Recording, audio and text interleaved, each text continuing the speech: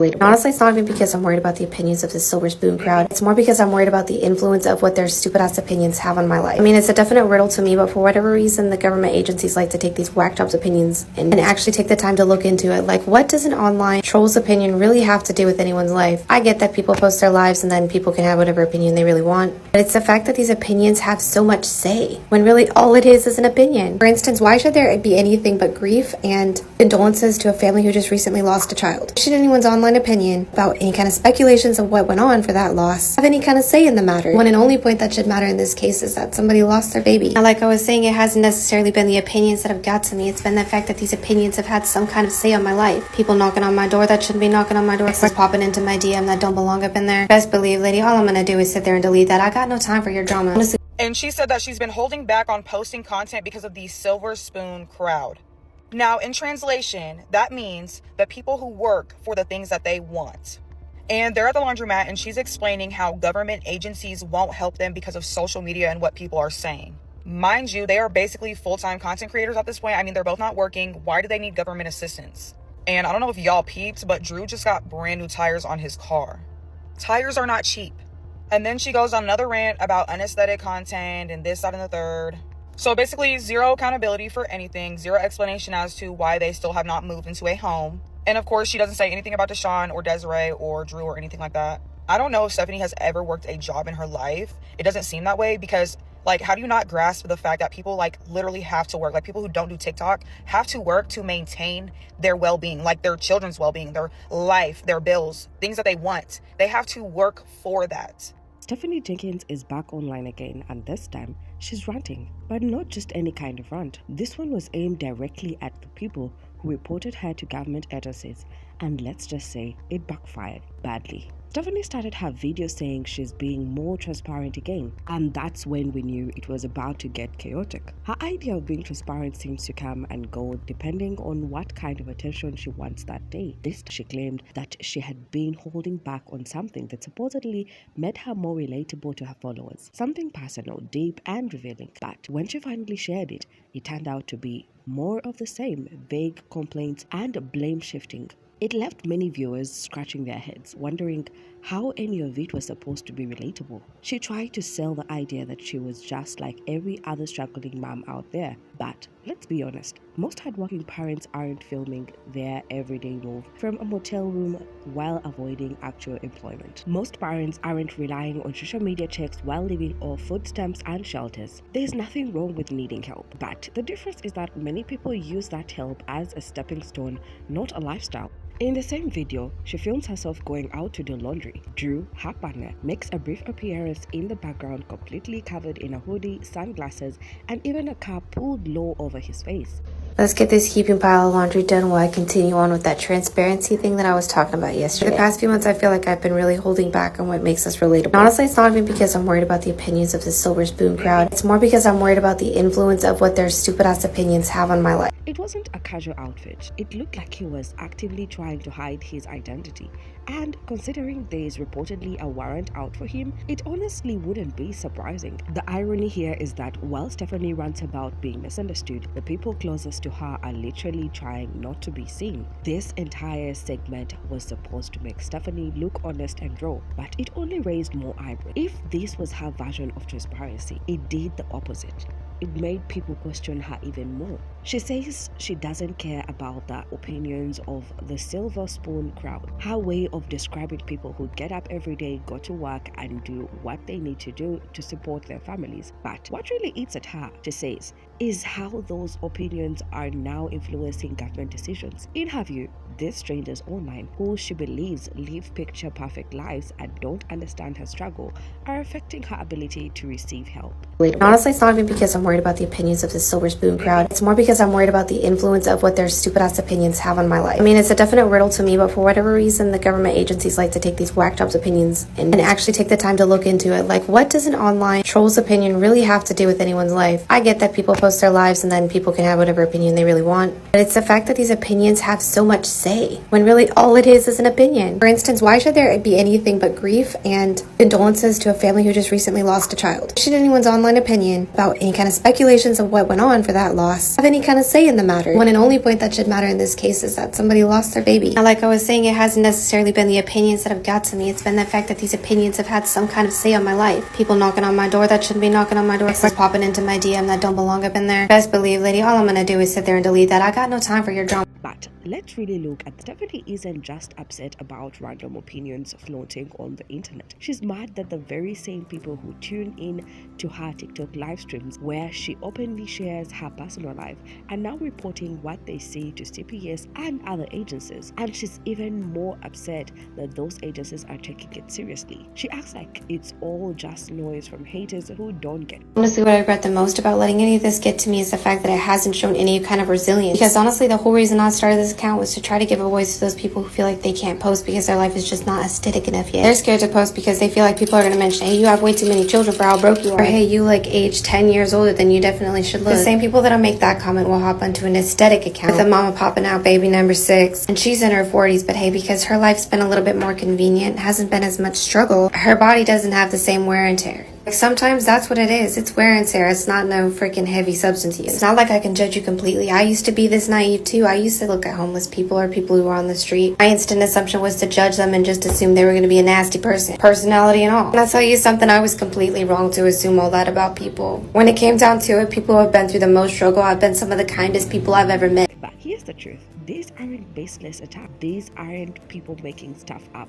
These are real concerns coming from what Stephanie herself chooses to post. It's not gossip, it's not bullying, it's viewers connecting the dot between her content and the potential neglect or irresponsibility it reflects. And that's the part she keeps missing or maybe ignoring. When you put everything out online, people will respond. And when what they see is troubling, they'll take action. So no, it's not just the silver spoon crowd being judgmental. It's people who are concerned because they see a mother with the means to do better, choosing not. She complains that people judge her for her appearance and assume she's using substances. She says people shouldn't judge others by how they look. And on that one surface level point, she's not wrong. People shouldn't make assumptions just by looking at someone. But what Stephanie misses or maybe intentionally ignores is that people aren't reacting to her appearance. They're reacting to her behavior. And that behavior is being broadcast by her daily for all to see. It's not about a tired face, unbrushed hair, or wearing oversized clothes. It's about what she does, or rather, what she consistently doesn't do. From skipping essential responsibilities to oversharing personal care while ignoring her kids' basic needs, Stephanie has built a pattern that repeats across multiple videos, lives, and posts. People see those patterns and they are concerned. Stephanie believes she's being judged unfairly, that she's a struggling mom who's doing her best. But let's talk honestly for a moment. What does struggling actually look like? Because the way Stephanie defines it, you would think just existing inside a messy room and recording rants makes someone a victim of hardship. But that's not struggle. That's avoiding effort. And viewers are starting to see the difference. A struggling mom is someone working 2 jobs trying to make ends meet. Someone who's waking up at 5 a.m. to get her kids ready for school, rushing to work, skipping meals, and still finding the energy to help with homework at night. A struggling mom is someone who lives awake worrying about how she'll pay the rent, the school fees, or put dinner on the table tomorrow. That's real stress. That's real sacrifice. Not someone filming TikToks from a motel room while her partner plays PS5 in the background. That's not a grind. That's avoidance masked as effort. Stephanie's version of struggling is different. She records herself cooking a meal, wiping down a counter, or folding laundry and expects recognition for that. And while yes, parenting isn't easy and those tasks matter, they're just the basic. That's not something that qualifies someone for pity. That's just doing what you signed up for as a parent. The fact that she treats everyday parenting responsibilities as proof of her struggle shows just how far removed she is from the reality many other parents face. When survival means cloaking long hours, skipping personal care, and sacrificing peace of mind just to keep your kids safe and warm, Stephanie's version of struggling feels less like hardship and more like performance. She constantly complains about being judged while refusing to take really any responsibility for the decisions she keeps making. It's a pattern we've seen over and over again: finger pointing, excuse making, and a complete lack of self-reflection. She's not working. Drew isn't working. They both sit in a motel room all day long, supported by food stamps, living in a fully funded shelter while producing content on platforms that bring in money. Yet somehow, they still feel like victims of a broken system instead of people who are choosing not to do better. And then, as if that's not frustrating enough, she tosses around the term silver spoon crowd like it's some insult. But who exactly is she talking about? The people who grind every day to provide for their families? The ones who clock in and out of work shifts, budget their paychecks to stretch every dollar, and make sacrifice to give their kids a better life? Many of those people don't grow up privileged. In fact, a lot of them started with even less than Stephanie had. They came from broken homes, shelters, foster care, but they didn't stop trying. They worked hard, sometimes with no safety net, and still pushed through. It's something I was completely wrong to assume all that about people. When it came down to it, people who have been through the most struggle have been some of the kindest people I've ever met. A young homeless man who's going outside the dumpster and looking in through the food and grabbing the goldfish half eaten out the dumpster. All he wants is a hot meal, and if you give it to him, he's going to be way more grateful than you give credit. I guess the point I'm trying to get at here is when you judge a person off their aesthetic and the way they appear, you're missing out on the chance of really getting to know some kind people. Some true down-to-earth people that won't judge you for anything because we've already been through it all ourselves. So going forward, I'm not going to hold back what I'm posting for fear of what the frick your opinions are going to do to my life. Keep on coming at me. I'm going to keep posting and showing up for the people who are supporting and watching our journey for the growth. God, I apologize for losing sight of the vision you gave me. I pray for daily strength and motivation going forward. I thank you for every bit of growth you've given me so far. I really appreciate y'all watching. Thank you. So for Stephanie to sit there and label those folks as privileged while she scrolls TikTok in a paid motel is not just out of touch. It's insulting. It's projection. Because deep down, she might realize that people who started from the same or worse have passed her by, not because they were handed anything, but because they didn't stop moving forward. Stephanie had a support system that many struggling moms can only dream of. Her mother not only stepped in to help her financially when she was at a low point, but even offered to cover the cost of her divorce. A process that's emotionally and financially draining for most people. That kind of unconditional support isn't something most women in difficult situations have access to. Some are escaping abusive relationships, some are starting over with nothing but the clothes on their backs, and they have no one to lean on, no friend, no parent, no safety net. That's the kind of support that can be life-changing. Yet, Stephanie speaks as though she's completely alone, as though she's been abandoned by everyone and forced to survive with nothing. But that simply isn't true. Her story is not one of complete isolation. It's one of wasted chances, and that's what makes her constant complaints feel so out of touch with reality. While other mothers are scraping by and pushing forward without a single helping hand, Stephanie had doors opened for her and chose to sit behind them, filming content and blaming the world for her chaos. She gets food stamps, free shelter, TikTok, and Facebook income, essentially multiple streams of support. That alone is a rare position to be in for someone claiming to be struggling. But when you look at how she chooses to use that support, the picture becomes even more disappointing. What does she spend her money on? A griddle? Not because the family needed it, but because it looked trendy. Not because the family needed it, but because it looked trendy. Drew's car tires? For a car too small to safely fit the entire family? Expensive PS5 games for a grown man who doesn't have a job but somehow always finds time to play video games. Meanwhile, her children are visibly lacking. We've seen the clothes they wear, too small, too worn out, often mismatched. We've had them asking again and again to go to Urban Air, a simple recreational center, for over a year, and they keep getting ignored. There is never money for that, never a plan to save up for it, but somehow there's always money for gadgets and adult pleasures. She could have been saving for housing, she could have been looking at apartments, or even if if it meant sacrificing comfort for a few months. Creating stability isn't easy, but it's possible, especially with no rent or utility bills to worry about. But instead, every financial decision they make seems to be about instant gratification. The griddle, the games, the car, none of these are investments in their future. They're just distractions, luxuries, and they come at the cost of their children's basic needs and emotional well-being. Stephanie is upset that CPS came knocking, but again, what does she expect? She's just not sharing bits and pieces of her life. She's live streaming nearly every moment, voluntarily giving the internet a front row seat to her reality. And that reality includes cluttered, chaotic living space, children who seem emotionally overlooked, and daily routines that rarely show any signs of growth, improvement, or effort towards change. She's showing the mess, not just physically, but emotionally and mentally too.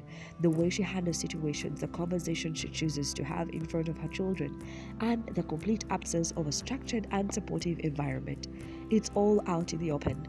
This isn't a one-time clip that got taken out of context. It's a repeated pattern. It's hours of content that show the same behaviors over and over again. So no, this isn't a misunderstanding. This isn't internet trolls stirring up drama. This is the logical outcome of exposing your dysfunctional day-to-day without making any efforts to do better. The reports didn't come from thin air. They came from viewers who were concerned watching a family slowly sink and realizing the only people trying to help might be the ones watching behind the screen. She earns enough to make changes. She's not stuck in a place where she has zero options. She has a phone, the internet access, a platform, and even a following that brings in income. She's not in survival mode like many others. She's a comfortable rut that she's chosen not to climb out of. And that's the frustrating part for viewers who actually know what real limitation looks like. She could do better. She could use her earnings to save, plan, improve her living conditions, and maybe even get off assistance altogether.